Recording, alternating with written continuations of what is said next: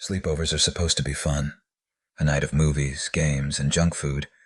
But sometimes, when the lights go out and the house goes quiet, something else wakes up. These 4 stories are from real people who say they'll never look at sleepovers the same way again. Story 1. Under the Bed. I was 11 when I had my first sleepover at my friend Luke's house. His family lived in a quiet cul-de-sac, the kind of place where nothing ever happens. Or so I thought. Luke's room was in the basement. I thought it was cool at first. Dim lights, old carpet, video games set up. Around 11 p.m., we turned off the lights and tried to sleep in our sleeping bags. I remember the silence. No hum of a fridge, no cars outside, just the kind of silence where your ears start to ring. I must have dozed off for a while, but something woke me. It sounded like whispering from under my sleeping bag. At first, I thought it was Luke messing with me. I whispered, "Cut it out," but he didn't respond. I turned toward him. He was across the room, sound asleep. That's when I realized the whispering was coming from under the bed next to me.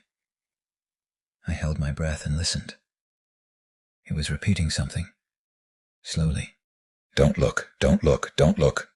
I froze. I didn't move an inch until sunlight started peeking through the small basement window.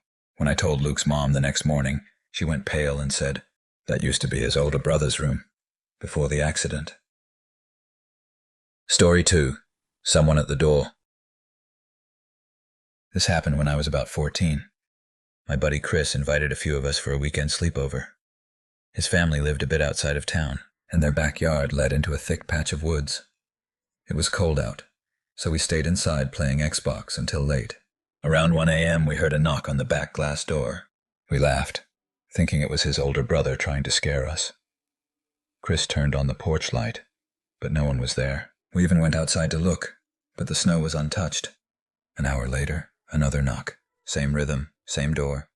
But this time, there were wet handprints on the glass. Small ones, like a child's. We were freaked out. Chris locked the door, and we tried to ignore it. The final knock came at 3:14 a.m. That time we didn't check. The next morning, Chris's mom was furious. She said she had told them not to invite anyone over, because the last time they did, a little boy had gone missing in the woods behind their house. His prints in the snow just stopped, right outside their door. Story 3. The Girl on the Stairs. My cousin Ellie lived in an old house in Pennsylvania. Big place with creaky wood floors and a staircase that echoed with every step. I stayed over one weekend when I was 16. We slept in the living room on an air mattress. Sometime in the night, I woke up to the sound of slow, heavy footsteps coming down the stairs. I thought it was her dad at first, but the steps were too light, too slow. I peeked toward the staircase, and I swear to God, I saw a girl standing there, pale, wearing a white nightgown. Her head was tilted like her neck was broken.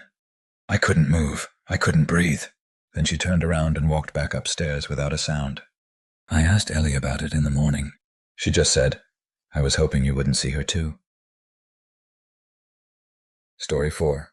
What lived in the closet. This is hard to talk about. It was 2016.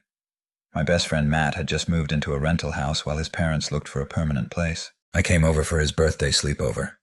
We slept in sleeping bags in his new bedroom. The closet door wouldn't close all the way, so we left it cracked. Around 2 a.m., Matt shook me awake. "Did you hear that?" We both sat up. The sound was faint, a soft breathing, coming from the closet. He grabbed a flashlight and aimed it inside.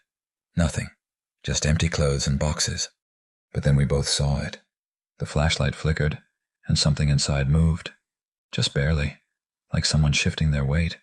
I whispered, "Let's just close the door." As we stood up to push it shut, the door slammed back open on its own. We screamed and ran to the living room.